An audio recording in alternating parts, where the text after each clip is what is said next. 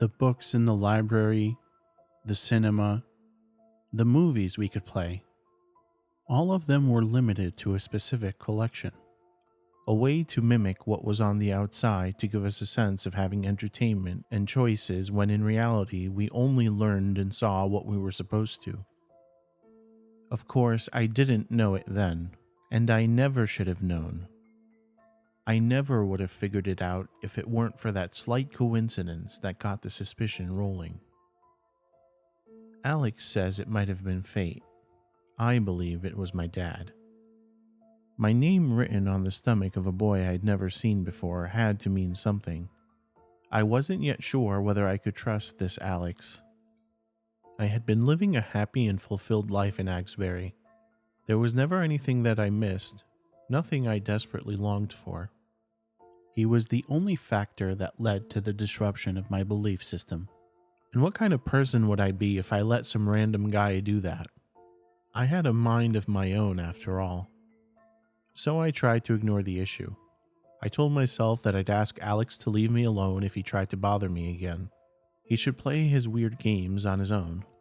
I was set on that, but then Alex surprised me. For the next few days, we saw each other occasionally.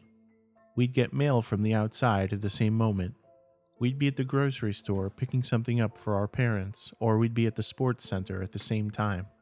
And every time he was being awfully normal.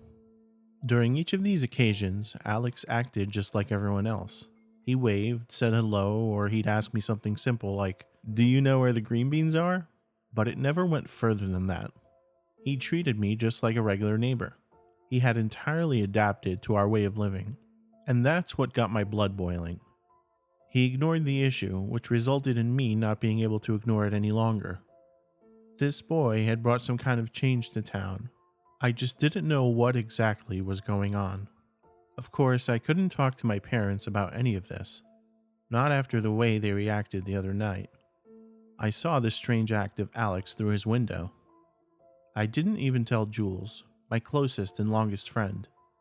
For reasons I couldn't explain, I felt I had to keep it all to myself. In Agsbury, we don't voice criticism or speak of bad emotions.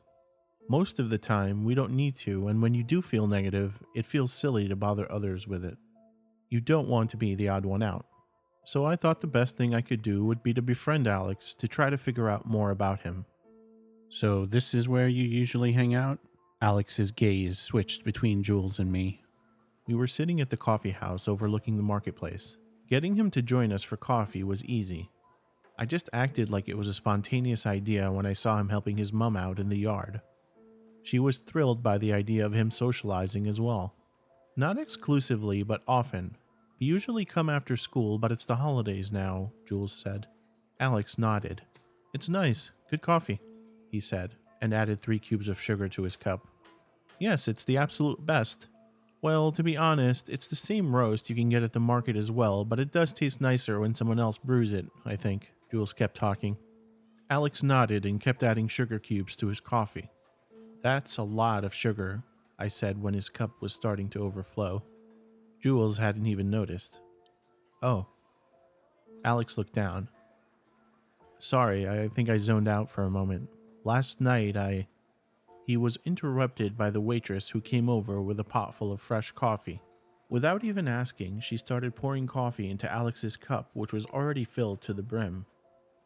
"Oh, look at you! Your drink's all sugared up. We should add a bit more caffeine or the sweetness will go to your head," she cheerfully said as she removed his cup and filled a new one with coffee so hot that it looked like it was boiling inside of the cup. Alex was really fun once he warmed up. He seemed witty and fit well into our little group. I was starting to think that he could hang out with me and Jules more often. We sat in the coffee house for another hour that practically flew by, talking about all sorts of things. As it turned out, we had a lot of the same favorite movies, books, and artists, which made me wonder how he'd grown up. "What was the place like where you lived before?" I asked. Alex didn't even think before answering.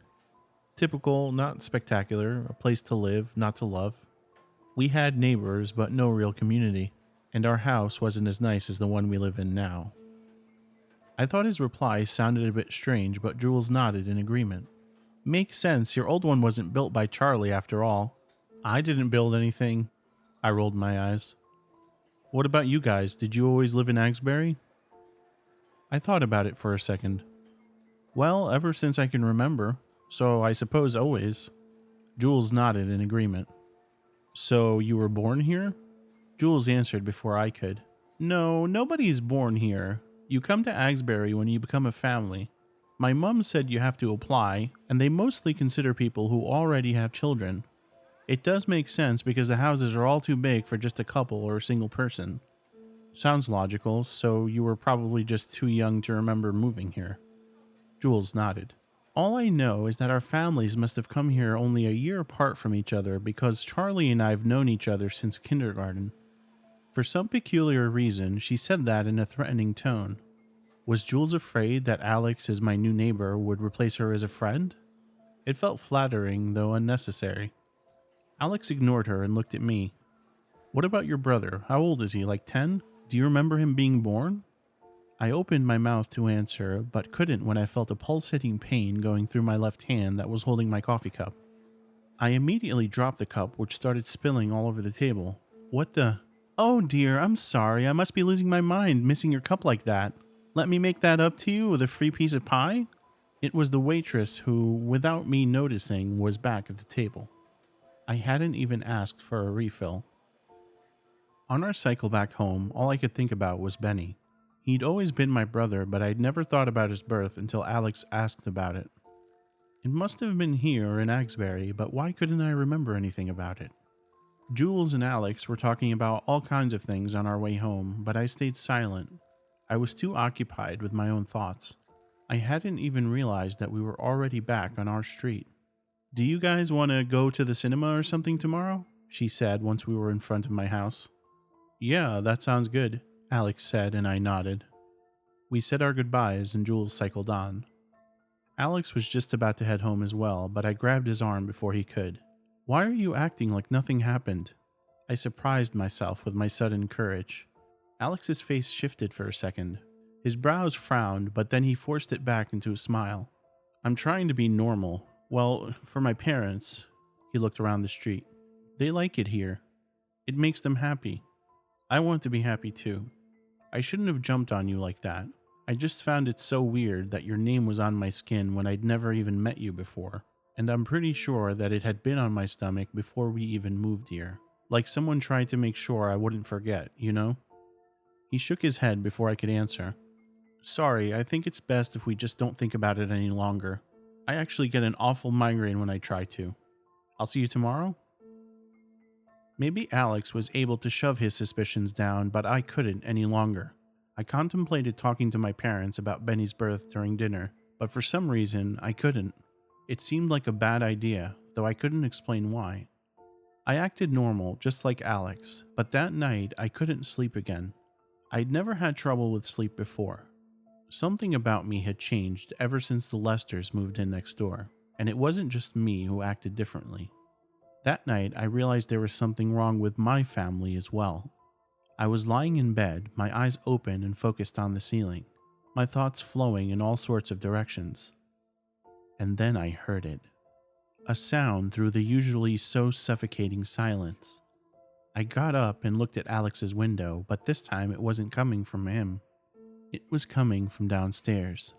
That was strange. My parents were never up at night.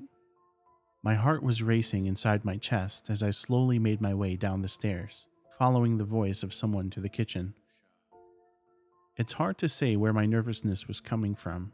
That was my home after all, the place that should make me feel safe. And the thing is, I wasn't scared of an intruder. We didn't have any crime in Agsbury. It was the safest place you could imagine. I was so scared because the person whose voice I was hearing was my father. He was speaking so quietly that I wasn't sure what he was muttering at first. Lucia. His whisper slowly became louder. Lucia, you are dead. We are all dead. The unusual sight of my father at night like this, talking that way, sent a shiver down my spine. For a moment, I just stood in the doorway, not sure what to do. Finally, I whispered, Dad? With a sudden move, he turned around and our eyes met. I can't say which of us looked more distressed. "They are growing corpses. You die the second you set foot here," he said. "What?" My breath stopped when I suddenly felt a touch on my shoulder. "What is going on here?" It was my mum, and I'd never been happier to see her. Mum walked Dad back upstairs to their room. Then she came back and heated up a cup of milk for me. "Your father did something horrible," she said after a long silence. "But he never meant to. He's a good man. A truly good man. Sometimes his head becomes a bit broken." She looked at me, wiping a single tear away from her cheek. "But please don't worry, my child. I will call the doctor tomorrow and he will be fine. Go back to bed now.